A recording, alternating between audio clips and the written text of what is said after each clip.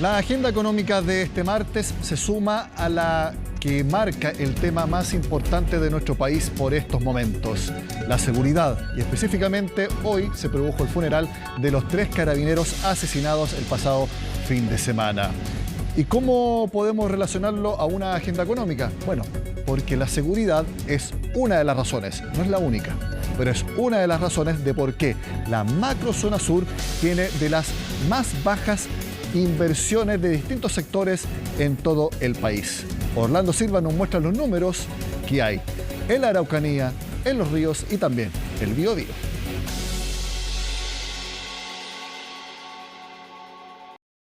Más de 4.500 millones de dólares. Ese es el monto que involucra el recién anunciado complejo forestal que construirá la papelera nacional CMPC.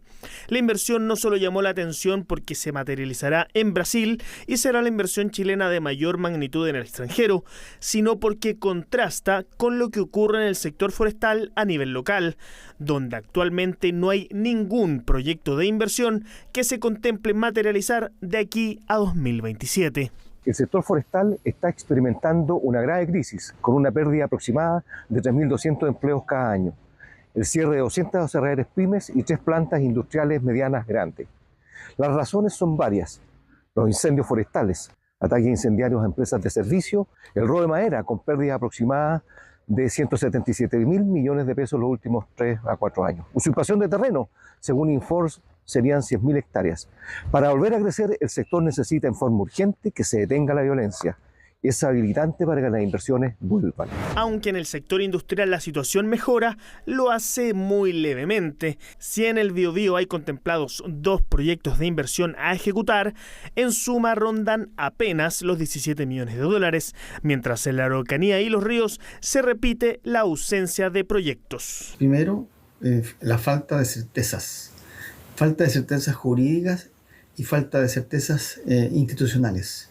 El Estado de Derecho ha sido muy vulnerado en la macrozona sur, donde están instaladas las empresas y las inversiones, y también la falta de institucionalidad en relación a fomento. Tenemos 4 atentados todos los meses desde el año 2014, entonces no hay sector productivo que tenga la suficiente solidez como para poder soportar esa inseguridad. Donde sí se ve un cambio en la tendencia es en el sector energético, con 12 proyectos contemplados en Biobío por poco más de 500 millones de dólares, 5 en la Araucanía por 19 y 4 en Los Ríos por 85 millones, aunque estos montos no alejan a esta zona de los últimos lugares entre el total de regiones del país. Un rubro que también tiene caída en la inversión es la construcción. En todo sentido, pero sobre todo en la inmobiliaria. Hemos visto cómo hay sobrestock de departamentos y de casas en la región metropolitana y también en otras zonas del país. Bueno, precisamente un informe que se presentó este martes muestra eso, baja venta de casas y de departamentos. Si hay baja venta de casas y departamentos, significa que hay sobrestock y por lo tanto hay menos incentivo para invertir en nuevas obras. 3 trimestres consecutivos donde hemos observado una baja constante en el último tiempo, llegando por debajo de las 5.000 unidades. Creo que hay factores que están incidiendo fuertemente: el precio alto de la vivienda, las tasas de los créditos hipotecarios, el IPC sigue siendo todavía un factor importante. Por otro lado, las restricciones de los bancos ha hecho de que hoy día el mercado inmobiliario tenga un nivel de venta bastante más bajo y que no habíamos visto hace mucho tiempo. Por el lado de los precios, vemos que se han ido moderando, y por el lado de la oferta creemos que va a seguir con una tendencia a la baja, producto de una menor incorporación de proyectos, y que ya lo hemos visto, lo veremos observando durante los últimos trimestres. Por el lado de las ventas, creemos que hacia la segunda mitad del año debiéramos acercarnos a cifras muy similares a las que tuvimos el año 2023, cercano a las 5.400, 5.500 unidades. Sabemos que una de las razones de por qué está baja la venta inmobiliaria son los altos niveles de interés en los créditos hipotecarios. Bueno, veamos las últimas cifras del Banco Central. La última semana se publicó hoy. Yo les voy a explicar de qué se trata lo que les comento. Todas las semanas el Banco Central informa el promedio de las tasas hipotecarias en el mercado. Veamos cómo han estado las últimas semanas. Por ejemplo, entre el 16 y el 23 de marzo, 4,91%. Una semana después, subió levemente a 4,93%. Entramos a abril. ¿Y cómo han sido las 3 semanas que ha registrado el Banco Central de este mes? 4,83%, 4,89% y nuevamente el último registro entre el 16 y el 23 de abril, promedio de crédito hipotecario 4,89% en su interés. Y como lo hemos hablado tanto acá en el programa, ese nivel de intereses no va a bajar en los próximos años, así que hay que acostumbrarse a este tipo de tasa para los créditos hipotecarios. Bueno, ¿quiénes entregan estos créditos hipotecarios? En la industria financiera y principalmente los bancos. La Asociación del Rubro tuvo su cuenta pública este martes y hablaron, entre otras cosas, aumento en los fraudes y también los desafíos que hay en la seguridad para los cuentacorrentistas y todo tipo de productos financieros. Los préstamos bancarios totales, medidos como proporción del Producto Interno Bruto, siguieron mostrando un retroceso, cayendo hasta un 81,4% en el último año. Esto es un reflejo de la alicaída dinámica del crédito, de las peores condiciones de financiamiento y de un mercado de capitales deteriorado tras los efectos de la pandemia y las políticas que se implementaron en el momento. En el segundo semestre del año pasado, más de 400.000 personas reclamaron un fraude bancario, 400.000 personas, lo que representa una cifra aproximadamente 4 veces mayor que hace 2 años. Apuntan a un costo de $385 millones anualizados para la banca. A raíz de esto se aprobó recientemente una modificación a esta ley, llamada de la promulgación de la ley en el Diario Oficial. Se requiere normativa complementaria que debe realizar la Comisión para el Mercado Financiero y los Ministerios de Hacienda y Economía. Recuperar la seguridad en Chile, tanto en los espacios públicos como en nuestros hogares, es un tema que debiera convocarnos a todos. Los hechos recientes marcan profundamente la importancia de este tema y solo nos queda esperar que sea efectivamente un punto de inflexión en esta lucha.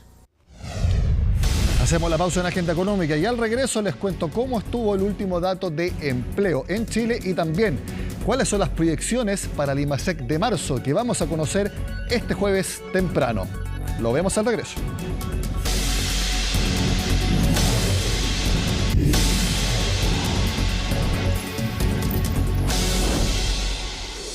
Por primera vez en 1 año y medio, el desempleo cayó en su medición anual. Esto es, un trimestre comparado con el mismo trimestre un año antes. La desocupación en Chile está en 8,7% y según los distintos analistas se va a mantener en esos niveles, subiendo a veces, bajando a veces, pero ningún cambio muy radical, al menos en el corto plazo, tal como lo cuenta Natalia Muñoz.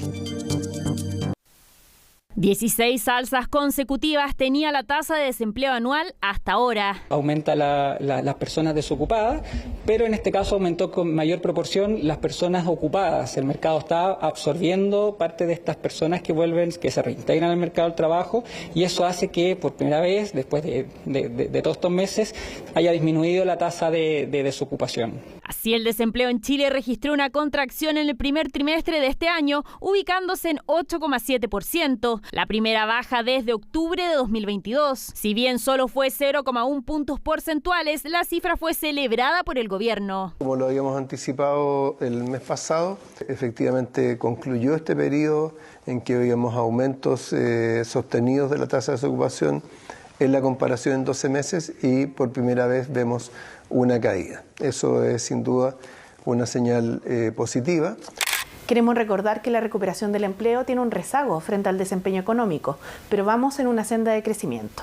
Y por eso, desde el inicio del gobierno, se han recuperado cerca de 500.000 puestos de trabajo. La tasa de empleo femenina ya se recuperó a niveles prepandemia. Sin embargo, todavía faltan casi 200.000 empleos por recuperar. ¿Este 2024 va a ser mejor que los años anteriores para buscar empleo? La verdad no creo, igual está súper difícil.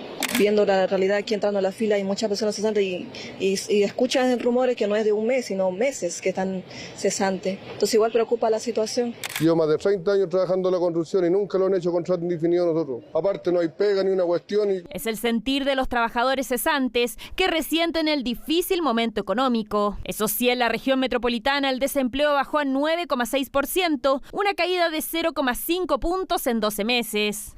Los datos del INE muestran que nos encontramos, lamentablemente, aún en una situación de emergencia laboral. Comparativamente, debemos ser de los pocos países de América Latina que aún no llegan a esta meta. Y una de esas metas urgentes es recuperar los empleos perdidos en la pandemia lo antes posible. Si sumamos los desempleados más el déficit de ocupación, estamos llegando a más de 1,2 millones de personas sin empleo. En estas circunstancias urgen de verdad y de una vez por todas políticas pro inversión, pro ahorro y pro creación de empleo formal. Además existe preocupación por la alta tasa de informalidad, que no ha parado de subir y se ubica en 28,1%, alza de 7 décimas en un año. Chile no se puede conformar con un crecimiento mediocre del 2% porque sencillamente eso no permite resolver las urgencias sociales, mejorar el mercado del trabajo, crear oportunidades de empleo. Se requieren implementar políticas estructurales que apunten a atacar las causas de fondo de la informalidad laboral. Tasas de crecimiento cercana a 2% trimestral en ventanas de 12 meses, lo cual sería más o menos una normalización en el proceso de creación de empleo, pero nos espera mejores cifras a las cuales ya hemos visto. Diferentes sectores ya han mostrado una recuperación paulatina. Por ejemplo, el comercio fue el que más contribuyó, aumentando la población ocupada con 5,1%, seguido de administración pública y hogares empleadores, pero aún quedan rubros golpeados. Industria manufacturera, actividades profesionales y actividades financieras y de seguros. Sale, por ejemplo, construcción, que estuvo durante muchos meses como parte de los sectores que más incidían negativamente en el crecimiento de los ocupados. Otro punto que también preocupa es el aumento del trabajo informal privado, que llegó a 8%, lo que revela peores condiciones laborales. Veamos algunos comentarios que se hicieron en el mercado luego de conocer las cifras del Instituto Nacional de Estadísticas. En la Cámara Nacional de Comercio creen que los resultados están por debajo, como lo decíamos, de hace un año atrás, luego de 15 periodos anuales. Ahora, ellos, y este es el comentario real, pero les preocupa la aceleración en el crecimiento de los informales frente a los formales, un fenómeno que hemos venido analizando en el último tiempo. Aquí lo cifran, un fuerte incremento del asalariado informal de 6,3% y que ya alcanza a más de 1 millón de personas. En Security, ¿qué fue lo que dijeron luego de conocer el informe de empleo? Veamos. Más allá de los factores estacionales, la creación de empleos fue mayor a la fuerza de trabajo, lo que se tradujo en este leve descenso. El desempeño de la actividad económica está mostrando una recuperación en los últimos meses y habría que esperar mayor evidencia para que dicha recuperación de la economía se traduzca en una creación de empleos sostenible. Bueno, seguimos hablando de empleo porque hay una encuesta que dice que aproximadamente 7 de cada 10 mujeres estima que sus labores como madres les ha afectado en su carrera laboral, tal como lo cuenta María Luisa Carrión. Acabo de empezar a trabajar ayer de vuelta de mi postnatal. Porque la pequeña Fiorella ya tiene 5 meses y medio y eso significa que su mamá debió retornar al trabajo. Lo bueno, tiene la opción de teletrabajar. Lo malo es que eso no quiere decir que no tenga los enormes desafíos que requiere la maternidad compatibilizada con el mundo laboral. Es difícil, creo que del postnatal debiese existir sí o sí hasta el año. Las condiciones de sala cuna no son las mejores, sobre todo con los virus que hay.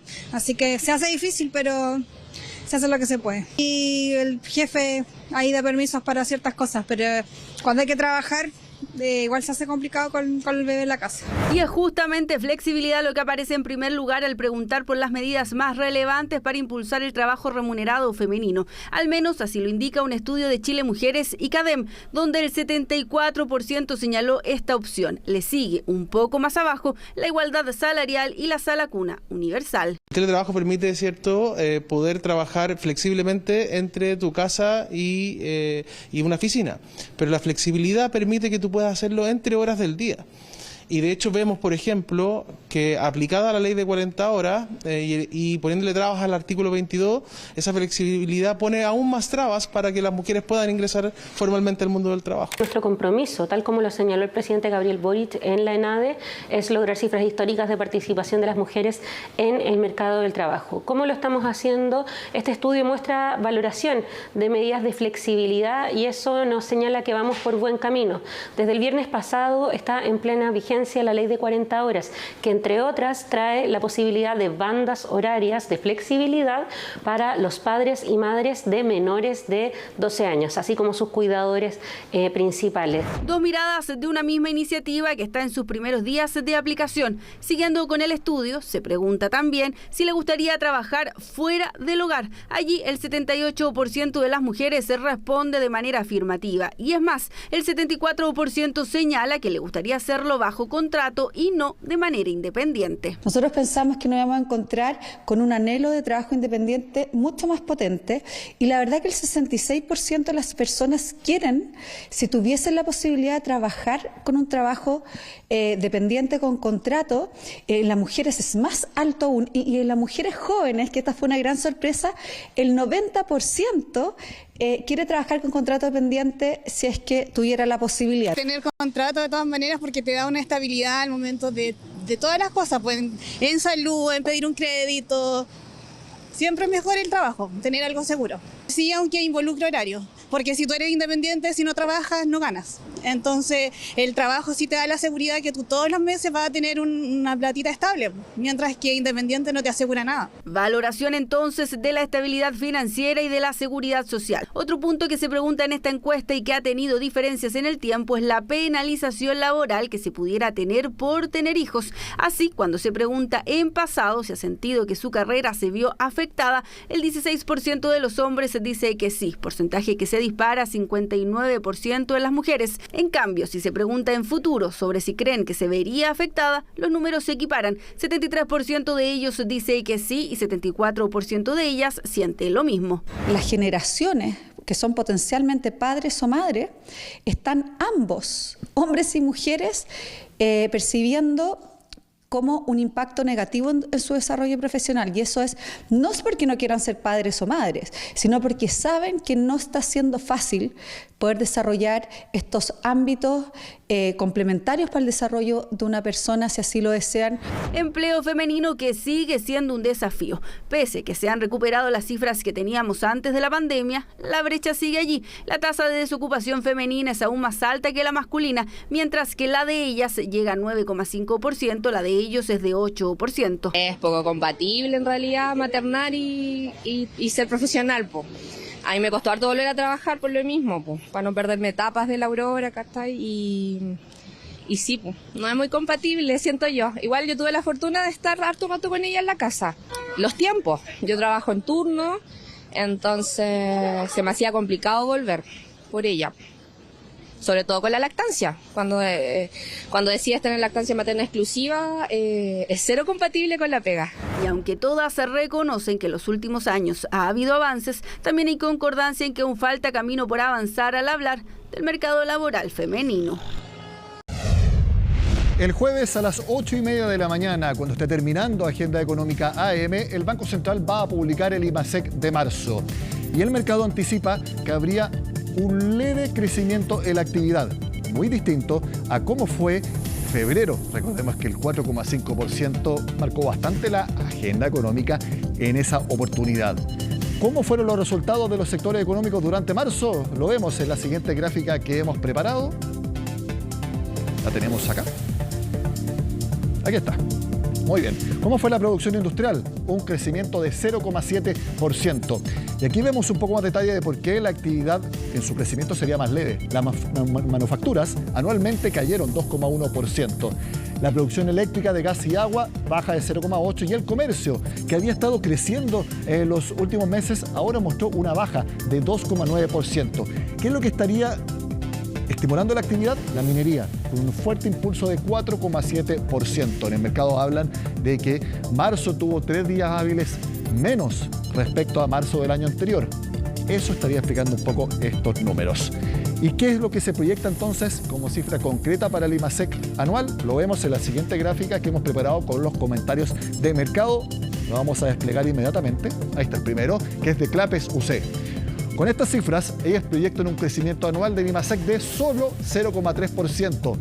¿Qué es esa sigla de EEE? Encuesta de expectativas económicas, que está proyectando un alza para el IMASEC de 2%. Por lo tanto, es mucho menor a lo que se estimaba antes de conocer los resultados de hoy. De esta manera, el primer trimestre del año tendría un alza de 2,3%. Eso, Clapes UC. Veamos el siguiente comentario de mercado con otra proyección. Scotiabank. También hablan del mercado laboral, que muestra resiliencia.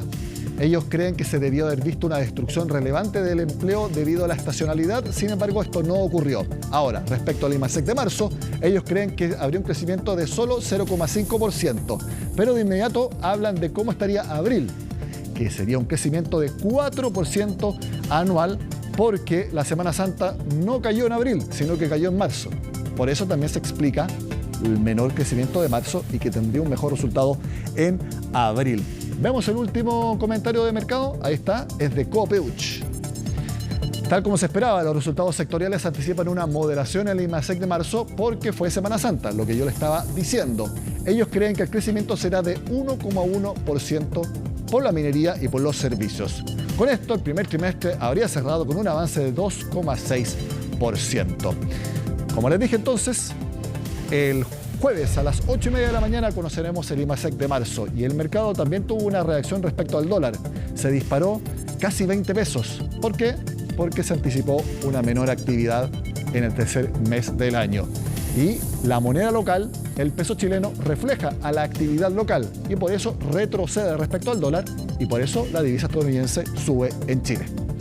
Todo en economía tiene una causa y un efecto, no es casualidad.